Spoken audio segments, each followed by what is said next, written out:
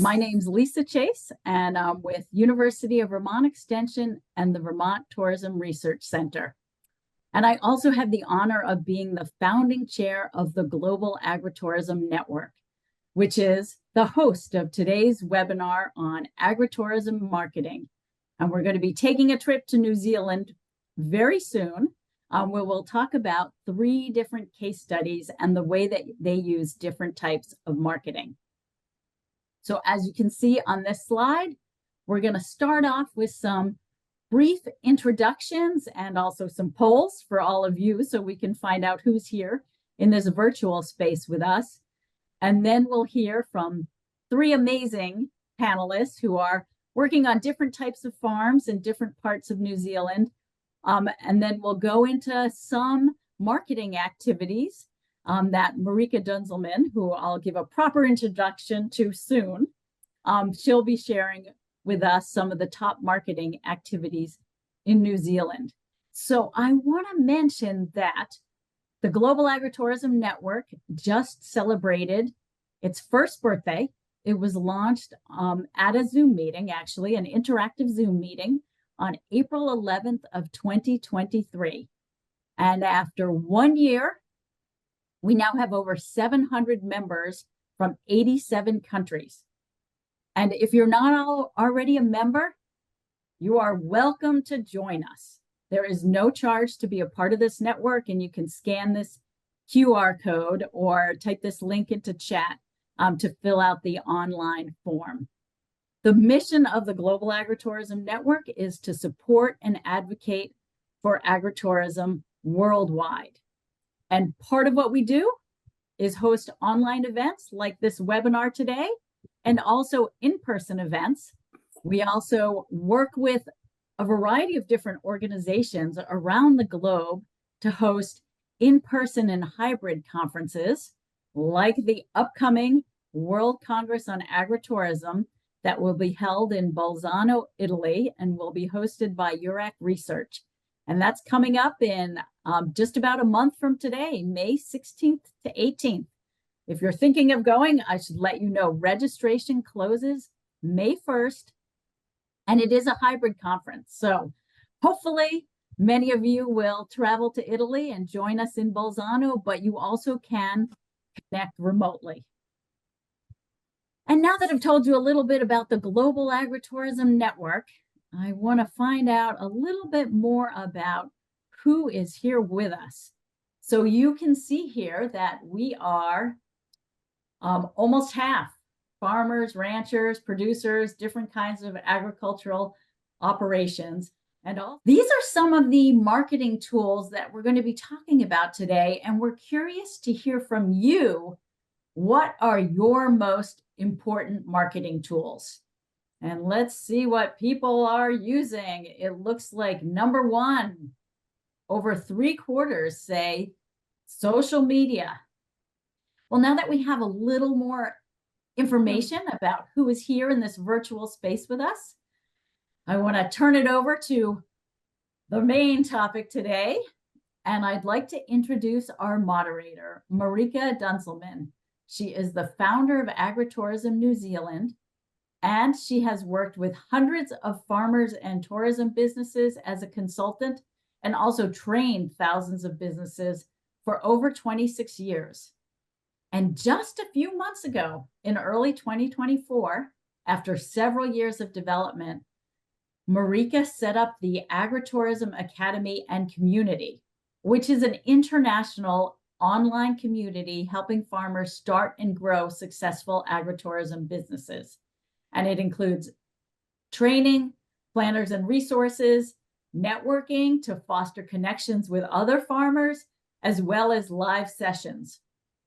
I've had the pleasure of meeting Marika through her work with the Global Agritourism Network, where she's currently serving as the chair of the Education Committee. Marika, it's been great getting to know you for the past year. I'll turn it over to you now. Thanks so much for the introduction, Lisa. And well, likewise, it's been amazing working with you and working with people from all around the world. So welcome everyone to New Zealand. It's not early morning, it's sort of 10 past 9 here. And we have the privilege of working today or listening to three amazing operators, all having a different way of marketing their business. So it's really hearing about their stories and listening to how they are marketing their business. So I've chosen these three because they all have different ways of marketing. So first of all, we're going to listen to Sean. Sean has grown his business as a way to save his business, if you like, due to COVID, where his business before sort of not folded, but there were no international visitors, of course, because our borders were closed for many years. So we hear about how he has marketed his business by having some great media attention, especially with TV, and also with events. He's a very innovative businessman. Then we'll talk to Amber, who has grown her business over the last 7 years to a very successful one, very much through social media marketing. She's got amazing social media marketing. And then Rachel is very hands-on on the farm as well. So she's an amazing host in the beautiful historic homestead. And they've had some, apart from COVID that hit the business, they've also had, just pre-COVID, there was a massive earthquake in that area, and what's happened since, and how she is marketing, mostly through agents. So I have a little bit of time to talk to you about Agritourism New Zealand, but if you're interested, just go to agritourism.nz, and there's a lot more information on there. But just to give you a bit of an overview, Agritourism New Zealand was set up after having worked with farmers for about 25 years. I thought it was important to highlight the opportunities for farmers to diversify into tourism, because there was very little attention to that in New Zealand. So I set up Agritourism New Zealand 5 years ago with the aim to educate, for people to collaborate, to advocate agritourism, sort of to government and farming organization. And last but not least, and it's sort of my passion as well, is marketing. It's really to sort of help them market their businesses around New Zealand, domestically and internationally. We're very dependent on the international markets. So giving you a 1-minute overview of New Zealand, if you haven't been here, it's a small country in the South Pacific, about 3 hours flight from Australia. We have only 5.2 million people living here, and 1 million live in the South Island. I am based in the southern South Island, in a place called Queenstown. We have, the size is just right there. I'm not quite sure in square miles. We are quite a clean and green sort of country, where a third of our country is protected in conservation land. Then 38% is used for farming. We have about 50,000 farms, and our top 3 agricultural sort of industries are sheep, beef, and dairy.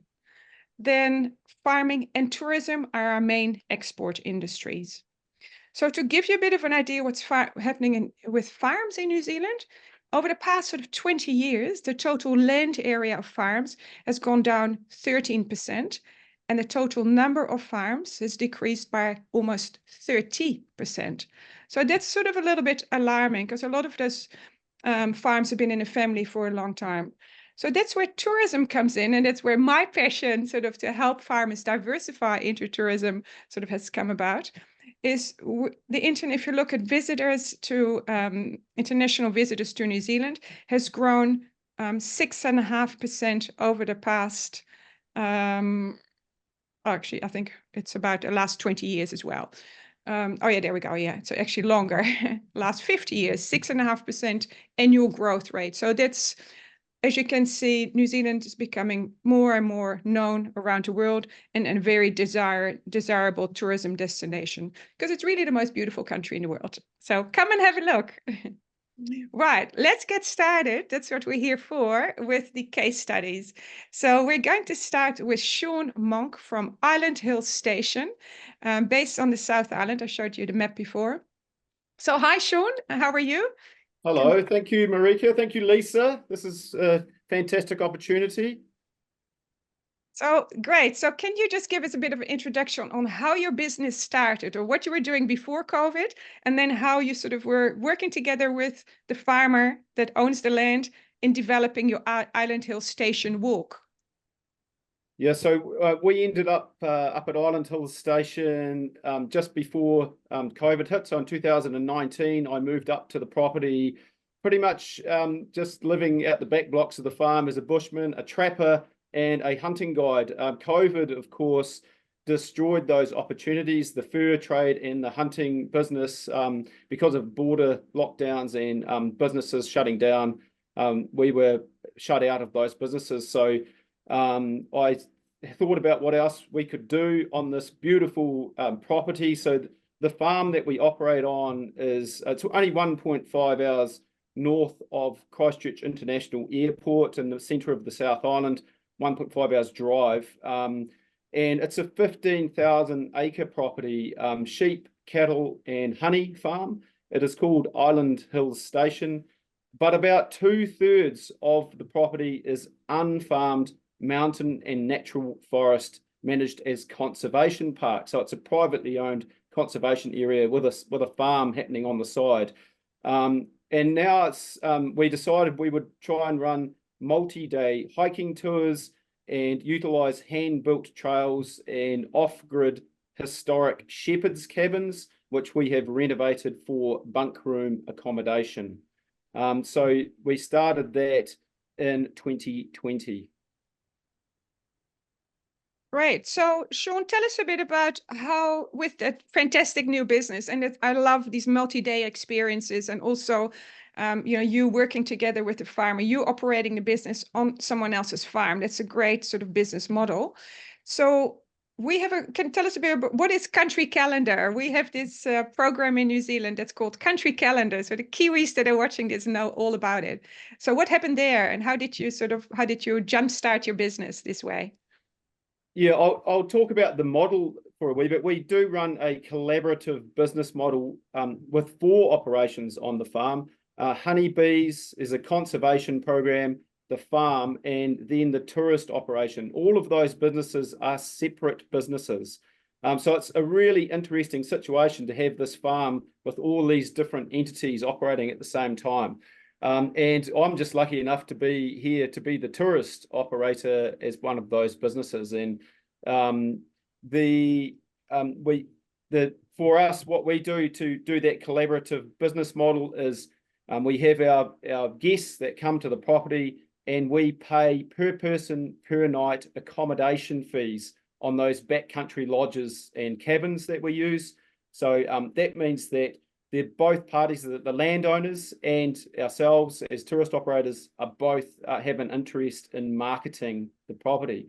And so with that, having the landowners interested as well, they were approached by New Zealand's largest and longest running TV show, a Country Calendar.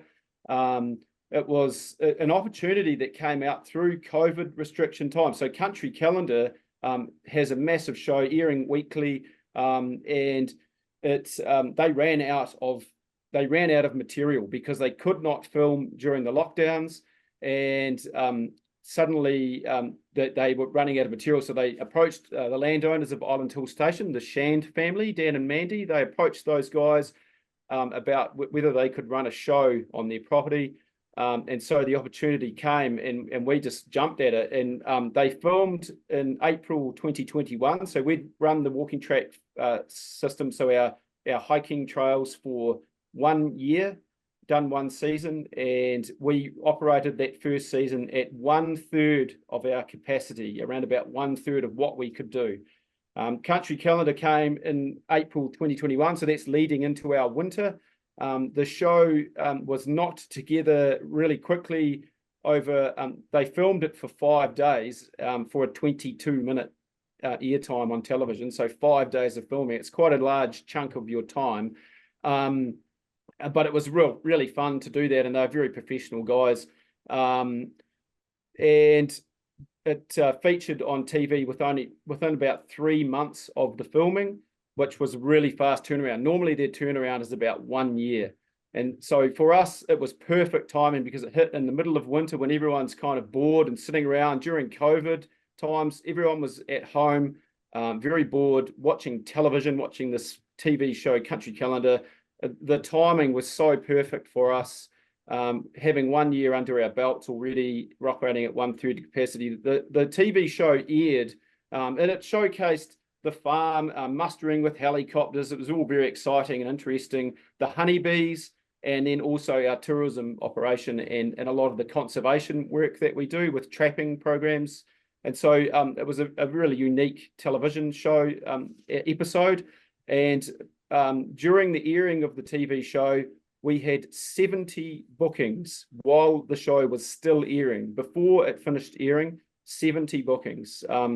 The following 2 seasons, we operated at full capacity, and we've been full ever since that show aired in 2021.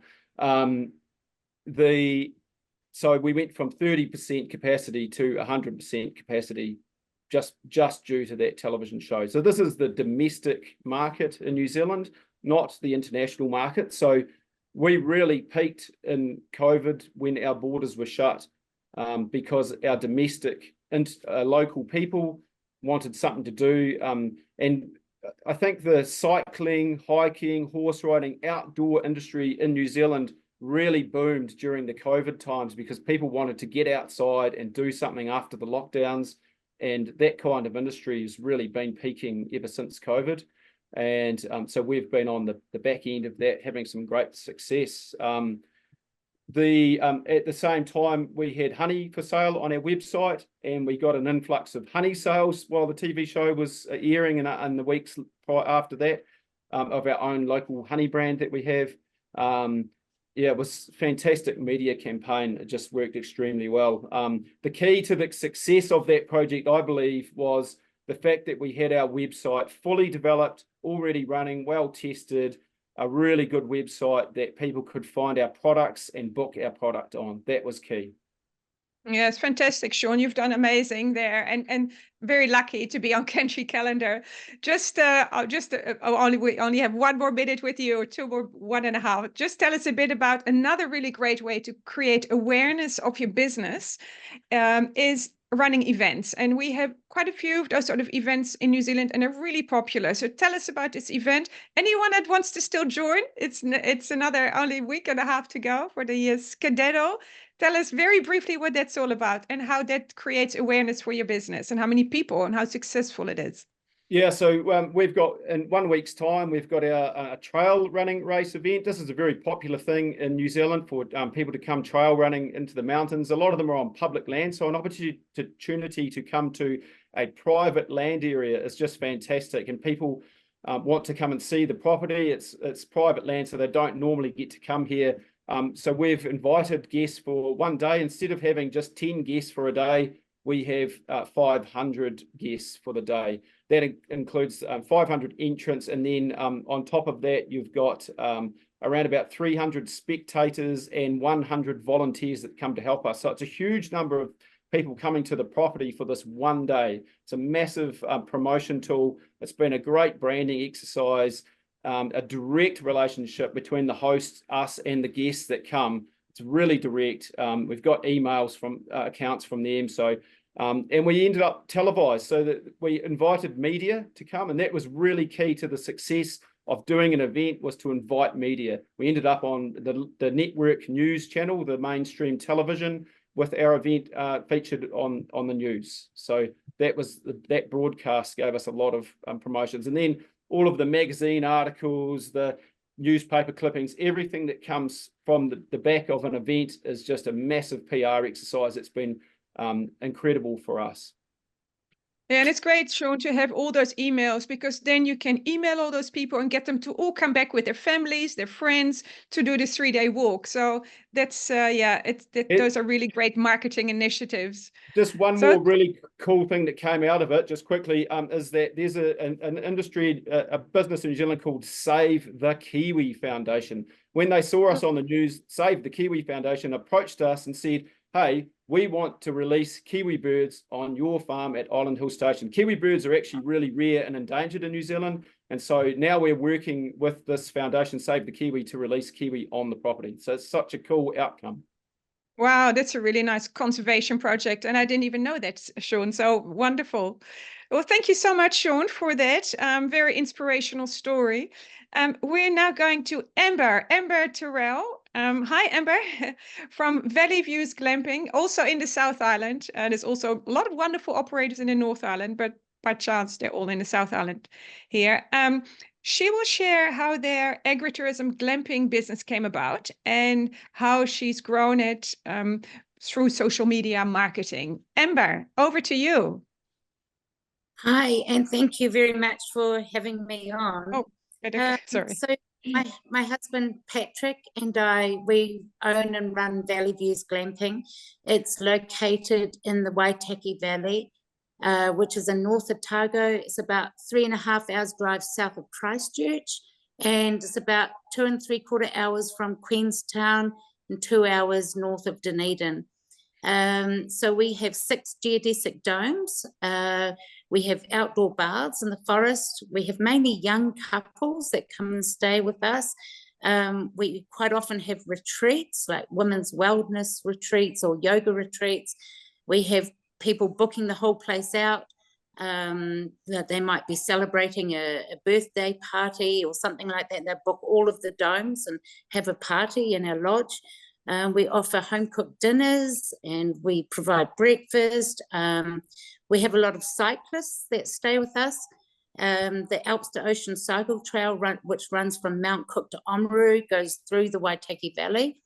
And we have a lot of cyclists that stay. So we give them breakfast and dinner and packed lunch. And so we're very busy. We've been pretty much 100% booked for the last 4 months. It's been our busiest summer season.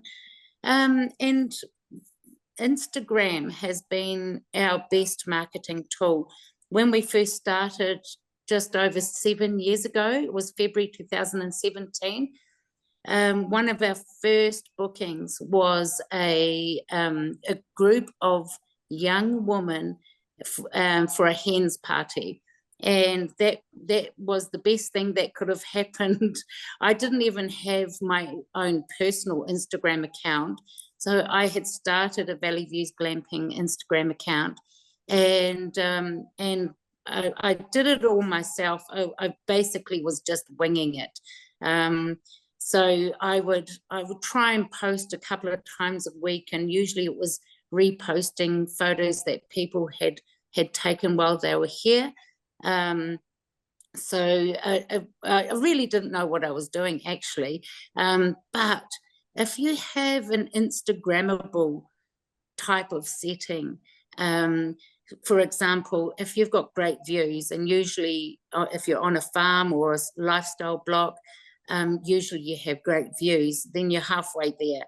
So people look for that. They look for a place with great views. And but also it's really important that I believe the interior design is really important, and keeping things fresh and upgraded as well.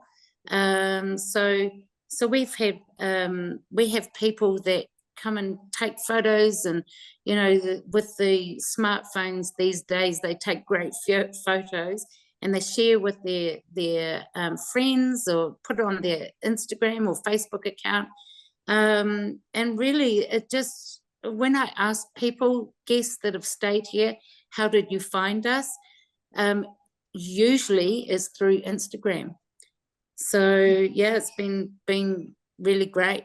We also have content creators that come, they create content for us, they take photos and videos, and so that helps give it a boost as well. Each time we have this influence is also the one, like at the start. So you had your hens party, so those girls really spread the message, didn't they, at the start? Yes. And then and you also had, I remember at the start, like 7 years ago, you had like this influencer you suddenly got thousands of new followers as a result. So it's a bit lucky to have someone like that staying and really spreads the word. Yes, and it was kind of at a time where glamping was pretty new. And so it was something new and different, and it really spread. I mean, there's a lot more glamping places now, but every now and then we have an influencer that comes through and they've got a big following. And if we have people from Australia or New Zealand, that's our biggest market. We have people from all over the world. It's around about half international and domestic. So yes, it really does help get the word out there, you could say. Yeah, and I think also with agritourism, I see that here in New Zealand, even during COVID, the businesses that I've worked with over the years, they've, like yourself, they had the strongest bookings during COVID, because people were looking for a unique accommodation. And of course the wide open spaces, and what you offer is just so beautiful. And you're lucky also in a way that your target market is sort of the slightly younger generation that happens to love these type of experiences. They're happy to spend money on experiences, and they are taking all these photos and putting them, sharing them on Instagram, and then you can share them. And of course you also have 19,000 followers on Facebook as well, so it's not just Instagram where you have over 16,000 followers. So it's it's a little success story. And in terms of product development, Amber, you're just because of course the farm that you're on is sort of the family farm with your brother farming next door. You're just developing some new products there with Yes, we've just started offering 4x4 high country farm tours. So my brother owns the farm next door, which goes to the top of Mount Demet, which sits behind us. And he's doing these 4x4 farm tours to the top of Big Ben, which is one of the hills at the back. And from the top there, you can see all the way to Mount Cook and all the way to the Pacific Ocean and over into Central Otago. And it's the most beautiful views of the Waitaki Valley and the Hacker Valley. So we just had someone go up there yesterday, and keep an eye out, because I saw the photos and videos that haven't come through to me yet. They're absolutely incredible. Yeah, I think that's going to be great to have some different photos as well. It's amazing, because a lot of the photos, of course, are all of the beautiful domes and the views and the baths and all that. And it will be great to have some more of those farming photos on there with the views from the top. So yeah, I really look forward to of course I follow you on Instagram, and it'll be great to sort of see how they go. So anything else to add, Amber, before we go to Rachel? Just quickly, the one thing that I do is I pay for the blue tick on Instagram. It's about 35 New Zealand dollars a month, and that just gives you more credibility and also more protection. I mean, I have had my account hacked at one stage and stolen. I had to pay money to get it back, and but it just gives you more credibility and security. And I think it's worth it if your Instagram account is growing and it becomes popular. Yeah, it's a very good tip, Amber, because it is great to have that larger following. But yeah, I know someone else recently that got hacked and has lost everything, and that's of course a huge risk. And that's where email marketing, I know you're working on that to create sort of your email databases of customers to then keep in touch with them that way, because you own those databases. So, but yeah, great tip with that blue tick. You can probably see it on here. So thanks very much, Amber, and we'll go on to Rachel. So Rachel is so of course Amber and Sean, they're basically fully engaged with their agritourism business. So that's their full-time business. Rachel is runs with her husband, and this is her family, but the kids have all left home now. Is running the beautiful Linton Downs farm stay. Rachel, can you tell us a little bit about how pre-COVID you were running the farm stay, and then of course we had You had the earthquake and then post-COVID, how it's developed. Thanks, Marika and Lisa, for letting me be part of this. Hello, everyone, from a really beautiful Kaikoura morning. So we, my husband, the farmer, and I, the farmer's wife, we're really lucky to be custodians at Linton Downs Farm, which is about 20 k's from Kaikoura, or 12 miles in the South Island. So Kaikoura is a top tourist destination, so predominantly people come to see the marine life in Kaikoura, so whale watching and dolphin swimming, and so we offer accommodation for international guests to the farm. So we operate on a seasonal basis, October to April, because we're very much a working farm. So the tourism side of the farm is just a really small part of what we do. So we're a sheep and beef property. We've got about 8,600 acres, and we've got a flat to rolling sort of hill and high country, and we've got forestry and bees on the property as well. So we started the farm stay in 2014, and it was mainly, I come from a teaching background, and so I really wanted to do something that meant that I could be at home with the children a little bit more, so it seemed like a really, really good fit for us. So we basically set up a website in 2014. That was our sort of main marketing focus, and we had booking ability on the website. I was sort of feeling my way through it. I didn't have any experience in tourism at all, so listed with New Zealand tourism websites, and we were really lucky at the time to be pretty much the only farm stay in Kaikoura or in that sort of area, and we were approached by an inbound tourist operator who literally knocked on the front door of our old homestead and said that he wanted to send international guests our way. So we were really lucky with that happening, and so the bookings that we got were mainly 6 months to a year in advance, so that suited us on the farm really, really well. And we also got to learn a little bit about the guests who were coming and their interests, so that we could tailor those bookings for their stay really well. So we got really busy with the farm stay. Our kids who were at home then got really used to taking guests out to feed lambs and see the sheepdogs. Kurt took guests out when he was shifting sheep and working the dogs, and I did the food preparation, the laundry, the cleaning, and everything else in between. So it was a really lovely natural introduction to what life's like on a Kiwi farm, and it was working really well.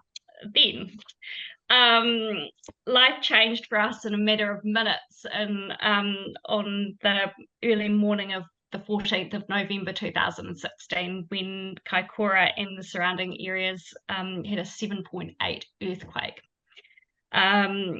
So it severely damaged our home and all the infrastructure on the farm, and so it was a pretty horrific experience. We were locked into the bedroom upstairs with all our children and had to jump from the top of the homestead into the garden below.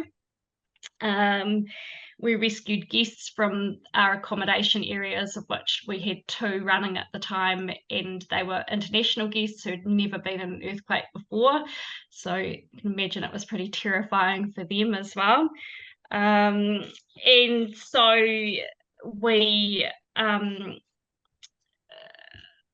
home sort of became our quarters, which is our shepherd's quarters, which was a 1-bedroom cottage that we'd had for accommodation, and we stayed there with our kids for 3.5 years while the homestead was completely gutted.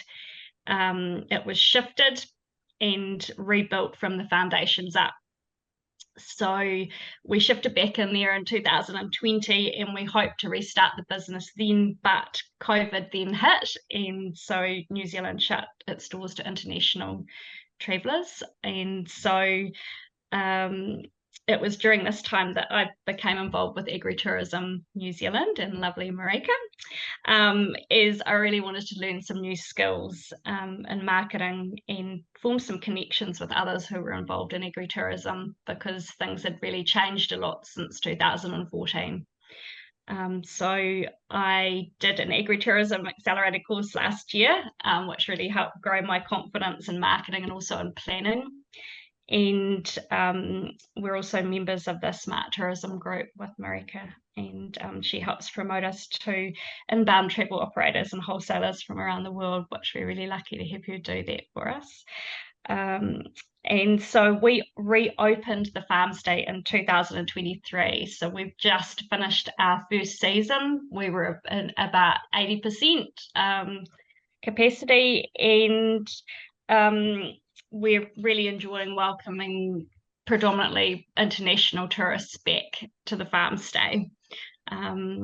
So yeah, we've just continuing to liaise and grow relationships with our local businesses and regional tourism operators and networks, such as Agritourism New Zealand and Qualmark. So yeah. Yeah, well, thank you so much, Rachel. So yeah, it's been quite a journey you've been on, and yeah, the focus with you is really working with these international agents who bring you visitors where you get bookings 6 months to 2 years out. So that's something that works really well for you, because you have, you know, a lot of involvement in the farm where you help out, you know, work on the farm as well. So where tourism is not your full-time occupation, but by working with the wholesalers and developing an experience that is a higher end experience. Because if we look back at what the accommodation looks like now, so the left wing there, it's actually called the left wing, is the accommodation for the guests. So it's beautifully restored, of course, since the earthquake. So that's probably the one bonus of the earthquake. No one wants an earthquake like that. I've been in a few myself. But this one, yeah, the result is spectacular. So we're able to you're able to charge a higher rate that really appeals, you know, the whole experience with the farm to your international visitors. And the great thing is getting those bookings, you know, 6 months to a year out, where you know what's coming, and they're lovely people from all the countries that are here, sort of as part of this webinar. So that's, yeah, thank you so much, Rachel, for your story. And again, a bit different from the others, which is what we're trying to achieve with this webinar. Yeah, so those are some photos of the farm.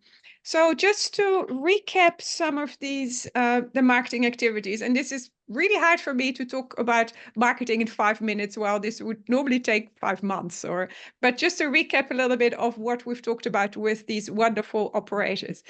This is something that we haven't touched on, but as you can see, these 3 people, Sean, Rachel, and Amber, are all very passionate about what they do. They've put a huge amount of work in. They're very hardworking people, like a lot of farmers are anyway. And the big thing is to develop an amazing customer experience. And you can only do that if you're passionate about something. Well, that's my view anyway. So as you can see, the great customer experience that they provide for their customers, for their guests, results in great reviews. And great reviews result in more bookings. So working on that really great experience, asking feedback to your customers, results, as you can see, on TripAdvisor, on Google, all those different, of course, if you work through online travel agencies like booking.com or Airbnb, you know, you get asked to write a review. The greater the experience people have, the better their reviews. And that's what you need. So that's something that they all have in common, is that they provide a really authentic, great experience for their customers. Right, next is the whole tech side of things and the booking side. It's got to be seamless, that whole distribution and booking sort of and marketing. So whether people can book you direct, so this is a screenshot of Amber's booking in the last week. As you can see, even though we're in the off season now, it's autumn here, we're sort of, you know, post-summer, she's still very busy. So as you can see, very successful business. So whether it's direct bookings on your website when you're working through social media and social media ads, or whether it's through agents, to have it have an online booking system where people can see your availability is really essential for that seamless distribution. Then digital marketing. Of course, 20 years ago, 25 years ago, we didn't have digital websites and stuff, but now we do. And it's a very different world, of course. But so to have a website with an online booking system, if you're growing your business, is sort of essential. It also gets you a lot more direct bookings, which is great because you don't have to pay the commission to other platforms or agents. Then, of course, the whole online visibility. How visible are you online? Of course, through your website, but social media is a great way to direct traffic to your website, where you can provide a lot more information. So social media, YouTube as well, are great ways to market your product. Facebook and Instagram are really the most widely used here. Of course, we have other ones, but most people focus on those, especially if they have smaller operations and depending on the target market. Then the other one is, and that's something that I'm working on a lot with the people that are part of my networks, is the whole content marketing. So spreading stories, and that can be through media, through your blog, through your website, through your email marketing is very effective. It's actually the most cost-effective way to market and the most effective way with the highest return on investment. So building up those databases and keeping in touch with your customers.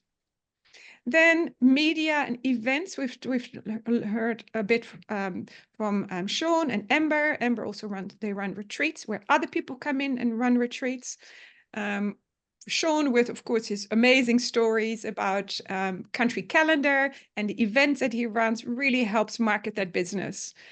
So it's also again spreading those stories to media so that you get that sort of exposure. Advertising, a lot of the advertising these days, of course, is online, through online social media ads, for example. Then I'm very passionate about people working together. So I've been running a marketing collective with 20 businesses at any one time that's been going for almost 20 years, where I help people market their business internationally, but working together in partnership. In terms of marketing, whether you have collectives, your marketing collective or marketing clusters in your region is a really great way to get more exposure out there. So that was really me in a very short time about marketing, relating to the people that we've talked about today. But of course, that all sounds great, but it's very much about planning all that to make it happen. Nothing just happens by looking at these things. It's really about, keep going and get a plan together and spend some time each week working on your business. So preferably a set time each week. It's really hard to create a new habit like that. But if you can do that, where you have, say, 2 hours dedicated time each week to work on your marketing and on your business planning and developing new products. Like we've heard, people have become really creative with developing new experiences. You need to set time aside to work on your business. And I know everyone's really busy, and no matter what you do, but that's one of the most important things in actually growing your business and building a successful business. This question came in pretty early from Emmanuel from Ghana, and it was originally targeted to Sean, but I think it's worth putting it out to everyone. And the question is, how are local communities involved in your farm, and how do they feel about your agritourism enterprises? So I think it's a pretty good question for everyone, actually.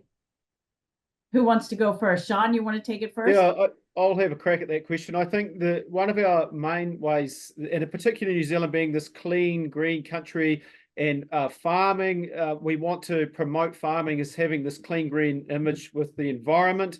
And that's something that's being pushed really hard, and something that TV shows take interest in is what we came up with. That's why we had a TV show be interested, because of conservation. And so communities involved around your projects for conservation on the back of your farm have been a pretty cool way to connect with the local community.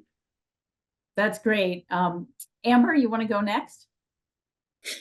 Yes, so in our community, we've had nothing but support from our neighbouring farmers, and so we do a lot to give back to the community as well. For fundraisers, we offer vouchers for nights accommodation, and we've just had nothing but wonderful support from our local community, which is awesome. Great. Rachel? So we from a teaching or educating background, so we have a lot to do with our local primary and high school. So they have outdoor education students come on farms, so we do a lot around conservation and planting, and also for them to experience their outdoor education on the property. And we also have students who are interested in agriculture come and spend 1 day a week with us as a gateway program. So we've got students sort of coming through there, as well as events like hosting local dog trials and in community days. So that's, I think, a really valuable sort of part of our business is to have those collaborations with local business and in schools as well. Thanks. Marika, do you want to add anything, or shall we move to another question? Yeah, no, I think it's New Zealand's very small, small country population wise, and people are very community minded. And as you can see from these examples, it's certainly something that's important for the farmers as well, because that whole farm urban rural divide, we're trying to bridge that here in New Zealand, like everyone else in the world is doing too. So working with your communities is a great way to do that. All right, I've definitely got time for one more question. And again, I think this is a pretty good question for everyone. This is from Marcio Paz from Honduras. Marcio has a coffee and cacao farm in Honduras. And Marcio is asking, do you provide a how to start process? I have a lot of plans, but do not know how to start. And this, I feel like this is something Marika could certainly answer from the support, from the perspective of someone who provides support for farms. I'll drop a link into chat with some resources for getting started. And many of you who are here in the audience with us may also have resources and suggestions for getting started. But this also might be an interesting question for Amber, Rachel, and Sean to answer on how they got started. Yeah, so I have been running training programs for farmers that want to get started in tourism for many years, and that's really my passion, is education. Hence, sort of being involved with you, Lisa, in the education committee. It's important to sort of learn, I think, to sort of take a step back and learn about a completely new industry, because tourism is so different than farming. So, and looking at identify the opportunities on your farm, learning about marketing, and then coming up with a plan that works for you. It's also very much about talking to people that have done it. I mean, I find working with farmers, they're very happy to share what their successes have been, as we've seen today, and learn from each other. But there are a lot of free resources available. We are a bit lucky here because we get a little bit of support from regions around New Zealand, where I run programs as well, and they get supported by their local government or national government. So it's really looking at what's available, or reach out to people in other countries through the Global Agritourism Network. There's a lot of resources on there. Lisa's just run another program on planning in the last few months, so that's all available on the Global Agritourism Network website. Great. So we'll go the other order this time. Rachel, you want to go next? How did you end up getting started? Probably not so much the getting started, but I just really like to say that doing the Agritourism Accelerator course with Marika was absolutely amazing. Sort of that, I guess, restarting our business and having that time to really look at everything that we were doing and just just taking a step back and thinking about certain areas, it was amazing. I can't recommend it enough. That's great. Amber? Yes, it's been a huge learning curve for us. So we attended Marika's course a few years ago, and that helped us hugely because there's so many aspects to running an agritourism business, and we wear many hats within the business. So we just felt our way through it, and we did what works best for us, and while providing the best experience we can for our guests. And we're still learning. We're still learning. So we just try and learn as much as we can about all aspects of the business, and we have helped people from all over the world when it comes to advice on the geodesic domes. So we have people contacting us a lot. So we do give advice about that, where we got the domes and everything. And so yes, it's a big learning curve, but it's been a great one as well. That's great to hear, Amber. Sean, we'll hear from you next. And actually, I'll throw in, while you're answering, I'll throw in another question if you want to address this one too at the same time.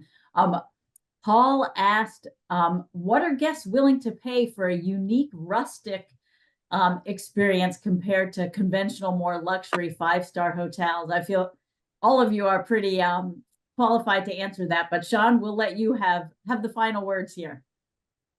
So our price is around, well, for 3 nights here, it's $380. So that's staying in rustic accommodation. I guess that would equate to around about $100 per day or just over. And that's using the trails and the accommodation and our transport services that we transport their luggage out to the accommodation. So that's around about 130 New Zealand dollars per day is what we're charging for the rustic type thing. And the fancy accommodation, the high end would be more like, could go right up to $2,500 a night. You hear of some of those in New Zealand, but the in between somewhere, you could be talking about $360 per night, New Zealand dollars. Yeah, which is about 200. Sorry, it's about 200 US dollars to approximately. And for getting started, I think running a pilot that's not going to cost you too much to get started, that's probably a key thing. And also involving your regional government. Regional government should have some people that help to develop businesses that are different to farms. So helping to get those networks together, use your regional government to help find you, give you ideas on how to promote your little pilot. And if you start small and learn if you enjoy doing it too, because you might not like it. And if you love the pilot and the people love the thing you did in your smaller pilot operation, then you can carry on growing from there. Yeah, that's great advice. We're almost at the top of the hour, so I just want to turn it over to Marika. Final closing words. Well, first of all, I can see there's lots of people here, but I can't see you, which is always a bit awkward when you talk to people, you can't see them. But thank you so much for your interest. I would like to invite you to have a look at these links. I think they're going to be put in the chat. You're also welcome to join our Facebook group, which it's not huge, it's about 400 people in it, but you can connect with people there from New Zealand especially, and there's some internationals there.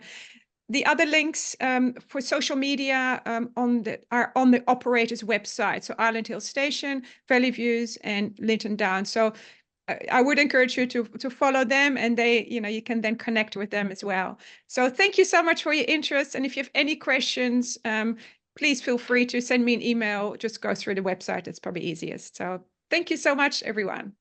All right. Thank you, Marika, Sean, Amber, Rachel. Thanks so much to all of you, and hopefully we'll see you at future webinars, or maybe even in Italy or online for the conference in Bolzano next month. Take care, everyone. Thanks so much, Lisa. Thanks, Lisa. Thank you.